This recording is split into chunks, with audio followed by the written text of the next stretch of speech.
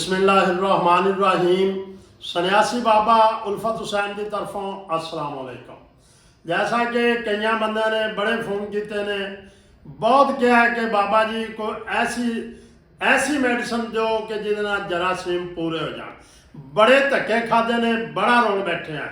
फिर मैं एक कोरस तैयार किया है, लेकिन पहले दसांगा तुहानूं जरासीम कमज़ोर क्यों होंदे ने। ये बचपन दीयां गलतियां तो होंदे ने। जो मादा पतला हो जाए, बिल्कुल पतला हो जाए, फिर ना तो नफ्स टाइट रहिंदा है, ना टाइम लगता है, ना बंदा औरत का घर पूरा कर सकता है। ये किवें होया?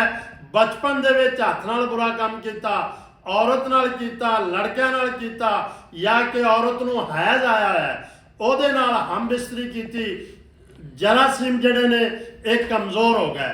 नफ जिहड़ा इंज टाइट नहीं हुंदा, इंज ढिला हो जाता है, थल्ले नूं हो जाता है। जो मणी पतली हो जाए फिर खुशियां दे विच ताकत नहीं रहिंदी, जिन्हों आपां टट्टे कहने हैं। अगर मणी पतली होएगी, ये नफ्स नूं ताकत नहीं देणगे, पावर नहीं देणगे।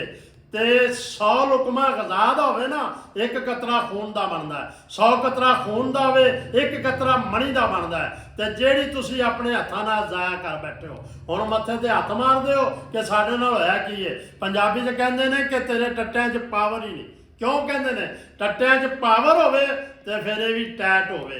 ये पावर करने वास्ते, तुहाडे जरासीमां नूं पूरा करने वास्ते, इहनूं इंज टाइट करने वास्ते ए फिर कोरस मेरा इस्तेमाल करो। जरासीम पूरे होणगे, नफ्स टाइट रहेगा, टाइम पूरा लगेगा। अगली वीडियो तक इजाजत दो। अल्लाह हाफिज़।